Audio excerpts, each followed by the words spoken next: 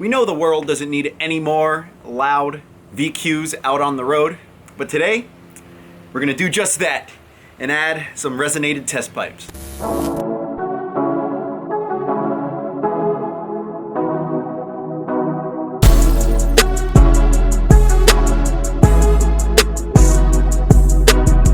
So I've been daily driving the 350Z now for about a month, and one thing that I've pretty much come to terms with is that it is just too quiet for me.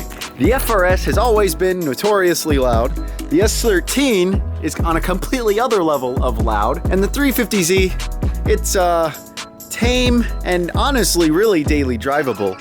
But that's just not good enough for me. When I bought the car for $4,000, one of the sweet things about it was that it came with an aftermarket exhaust. It is a Megan OERS dual exhaust. I mean, don't know much about it. There really aren't many videos on YouTube with regards to like sound clips and such. It's pretty much an OEM style exhaust. Nacho, can you please not walk in front of me like that? And in all honesty, it sounds pretty nice, but I just want it to be louder. Let's go ahead and start her up so you can hear what she sounds like.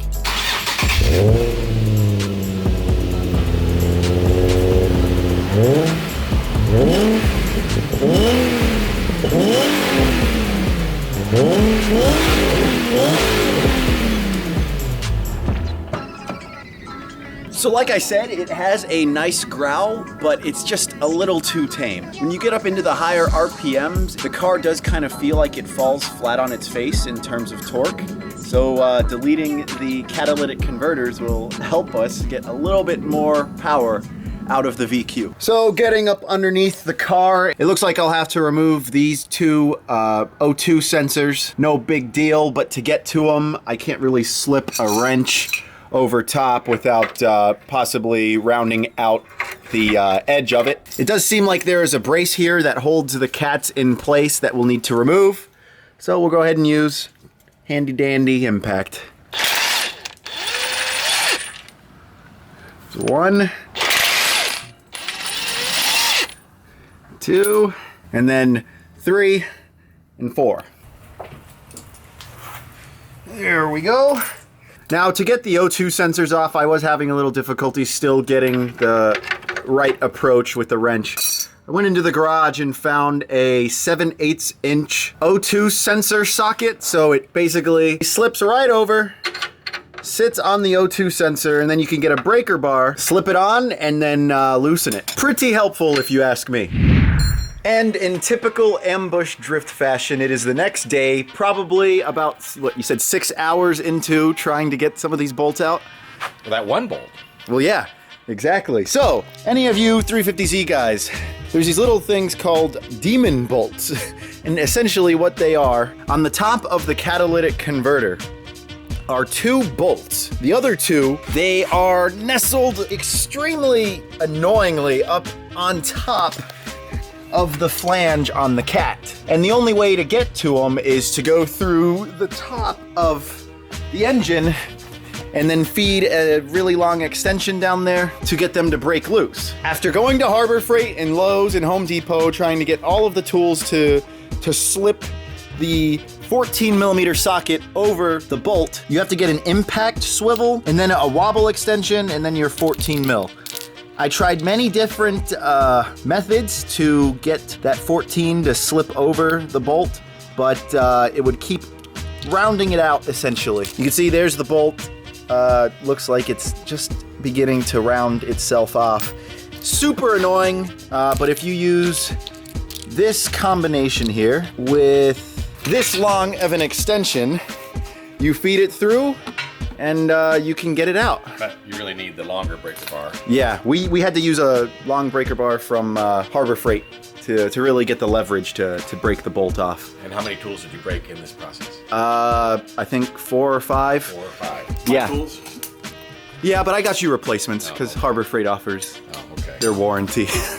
The Harbor Freight wobble extensions sheared on me about 4 times, so I had to pick up a Craftsman one, and that seemed to hold up A-okay. You will want to take out the, what people call the Batwing Brace from underneath. It's a couple 19 millimeters and a couple 14 mils. Real simple and straightforward to remove and gives you plenty more clearance underneath to get the two lower bolts out. It is a little bit annoying to get the catalytic converter out. You just gotta finagle it around a bit and it will slide out. And there we go. Now these test pipes are from Beluga Racing, pretty much an eBay brand. I didn't want to go with a straight pipe and then suffer from all of the terrible rasp. And to be honest, the quality is pretty nice. Decent welds, nothing really that stares you in the face and looks odd or off with them. And for what, I think it was $160 shipped. It came with gaskets and bolts. It does have an O2 spacer built in to help with the catalytic converter check engine light that is bound to pop up. But decent quality, I'd say, for the money. Fitment though, that's what I'm concerned with. All that's needing to be done is swapping over the sensors. We can go ahead and reinstall everything. Test pipes are in. Again, it was annoying. You have to go through the top to get the top bolt on the pipes tightened. I haven't put everything back together like that Batwing Brace or anything else. I just want to make sure that as soon as I start her up, we're not going to have any leaks. I did put Loctite on some of these nuts because they're known to back out after being heat cycled so much. So we should be good in that regard. I guess now is the time to see just what the car sounds like. Let's hope it's not too raspy. Maybe we should say a quick prayer to the VQ gods to please bless us, but I think we'll be all right.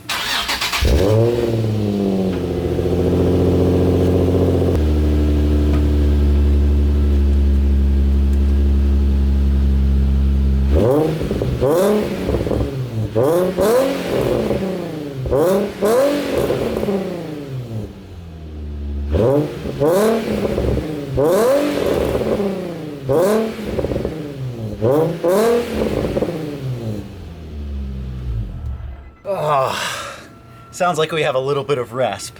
Maybe we should have said that prayer. Okay, now we are out for a test drive. Let's see how it sounds. Full throttle.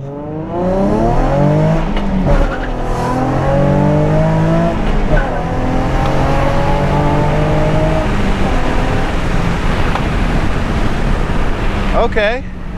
Definitely not as loud in the cabin as I was expecting. And the exhaust does sound a little tinny. And by that, it sounds almost like the construction of the exhaust is out of tin can. So I'm not too big of a fan, but as long as it's not droning, which it doesn't sound like it is, I'm okay with it.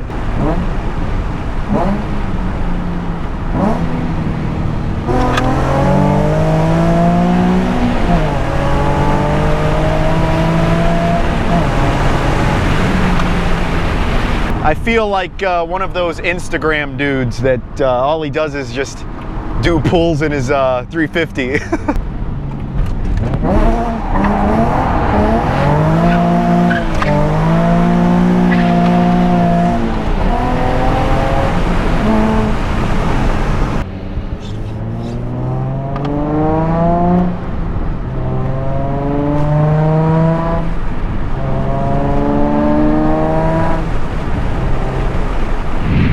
I guess overall, I wish the Z sounded a little better after the test pipe install, but it's not all that bad. It's deeper, it's louder, but getting up to redline, it just sounds a little tinny, like I've been saying. Let me know what you guys think as far as maybe changing up the exhaust. Maybe that will make it sound a little better. I just really want something that's loud, but not too loud, since this is technically my daily. But with that said, that's gonna be it for this one.